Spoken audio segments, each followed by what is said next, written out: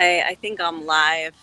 This is going to be video with not too much talking. I'll upload another video later, in which I describe what's happening. But I just wanted to bring you here live to this because it's like the most somberest, most somber gathering I've been to in a while. And this is I'm in Jerusalem. I'm in the neighborhood of Baca. And this is where Hersh lived, Hersh Goldberg-Polin. He was one of the hostages. He's an American Israeli, born in America, moved to Israel, I believe, when he was 7 years old or something like that. Only son of Rachel and John, and he has two younger sisters. And his kidnapping galvanized this neighborhood because this is where he's from. So, as much as possible, I'm going to try to give you a picture of what's happening. I will tell you my phone is already overheated once, so I'm not sure how long I can last. But you can see the crowds. I mean, hundreds, maybe more. I'm only on one side, but there's so many people here. This is the street here is called Pier Koenig, and you can see this a pedestrian bike trail, bike running path here. I believe they live up here somewhere, but actually I don't even technically know where they live.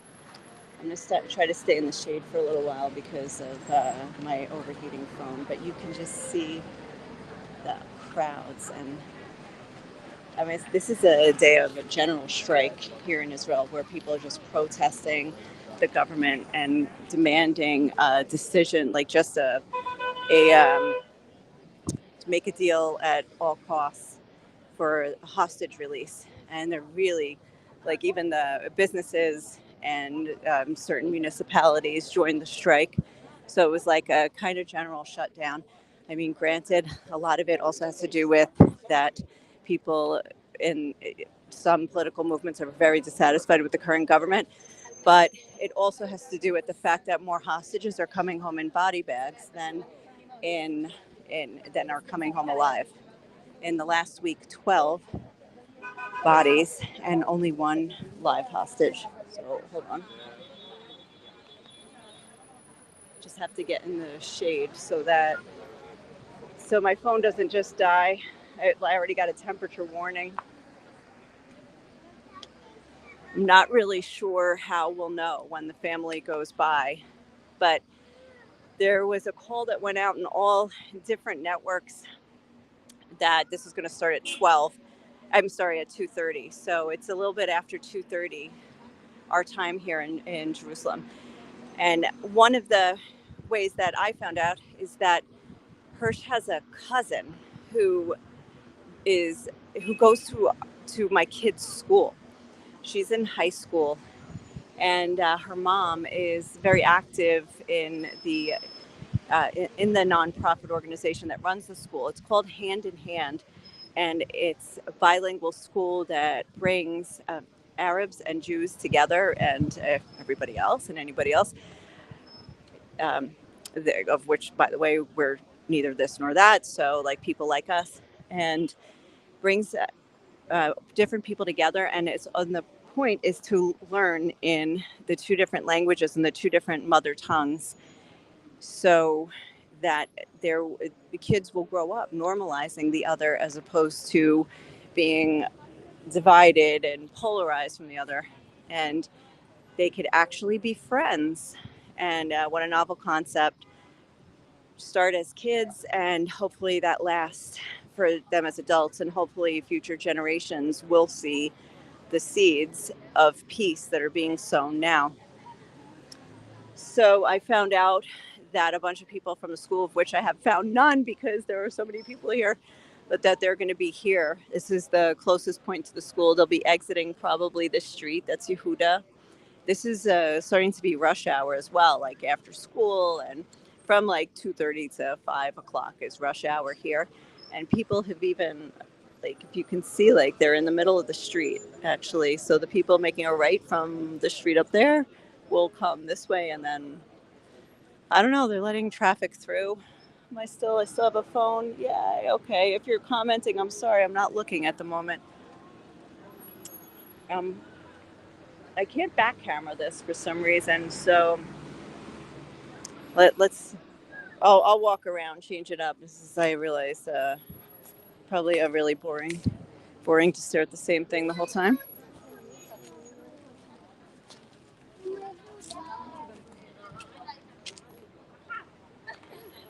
But this family has really, you can see, galvanized so many hearts. I mean, I was talking to a neighbor yesterday, and she said Hersh was one of mine.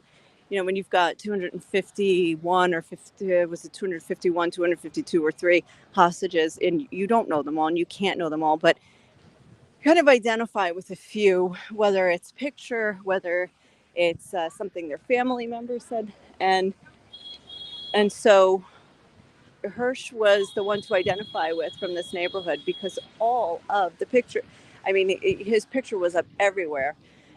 By the way, you see the red shirts. There's a lot of red shirts. That's Hapoel. He was a big fan of Hapoel Jerusalem, the soccer team.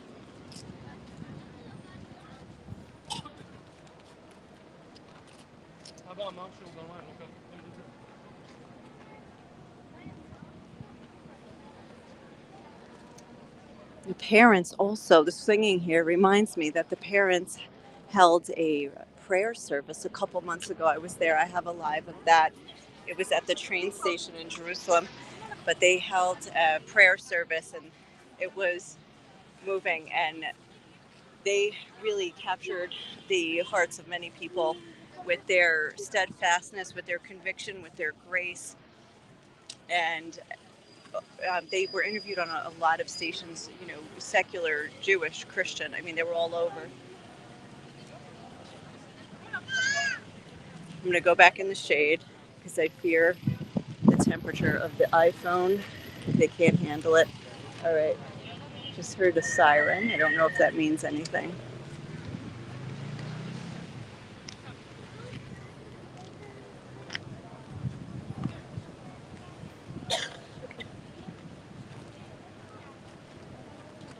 I think it might.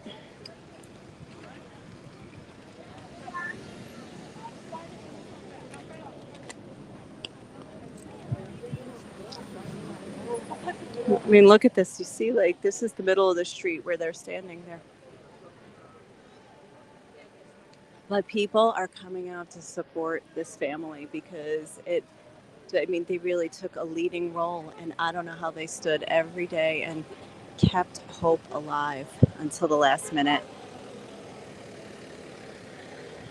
I don't remember if I already said this in this video or in another video I was recording, but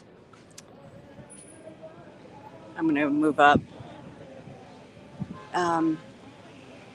But Hersh was one of 6 hostages executed by Hamas in just the last couple days between Thursday and Friday, according to the autopsy results.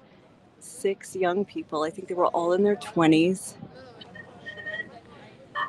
were executed while the Israeli army was just a kilometer away from them. They were found in a tunnel, and it was right after Israel rescued another hostage. So in the last couple days, there was just 12 bodies and 1 hostage rescued.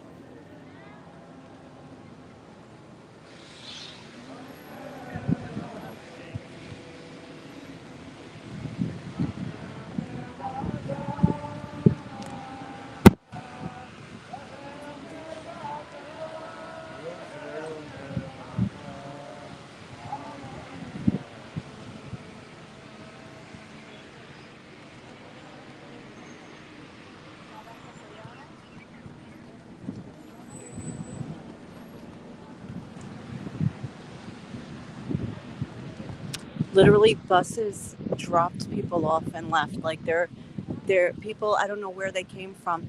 Also, the funeral normally would be held the day of the identification of the body, but they waited for family members to fly in from overseas, and that's a miracle considering the airport was also shut as part of a general strike.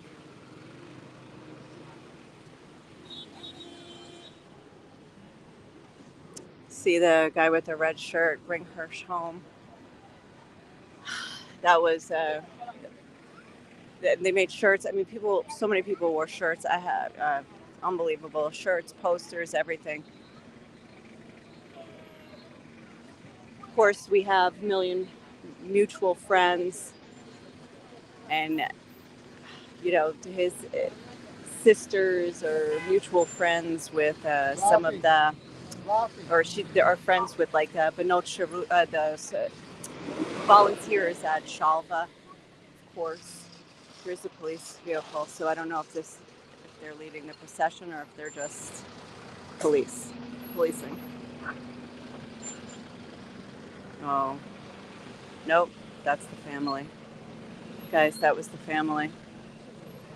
And this is probably for the family.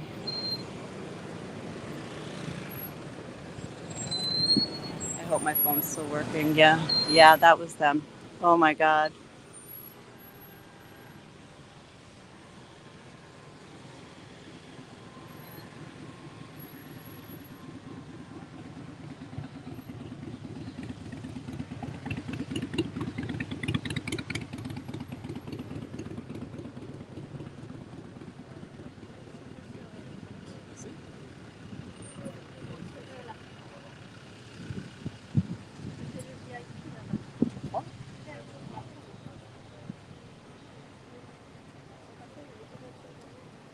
Oh, wow.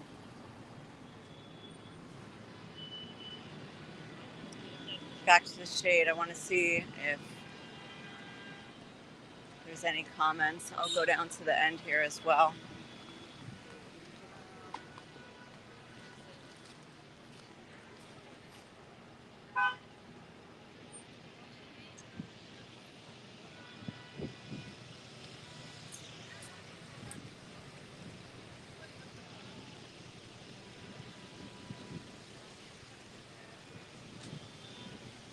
Okay.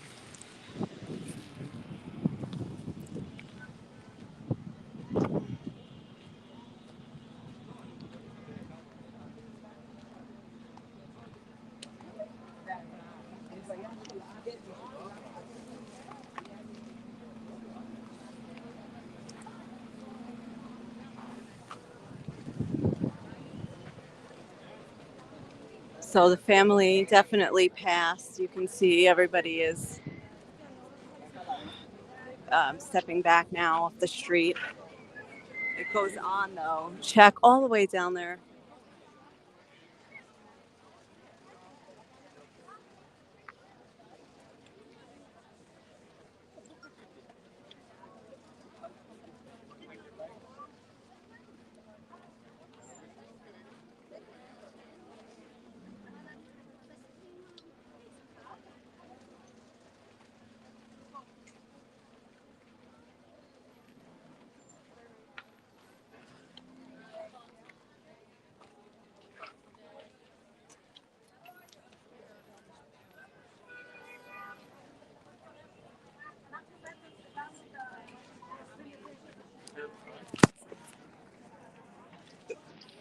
Almost dropped the phone.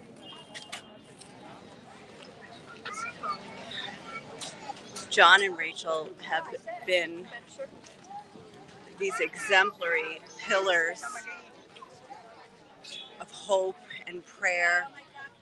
And right now, they need your prayers more than ever.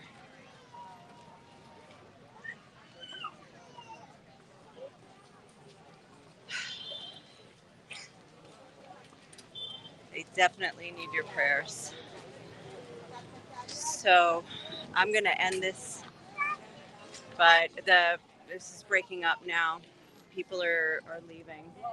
Imagine like so many people came just for this, just to stand here for for until the car went by, and then that's it. It's over. It's unbelievable.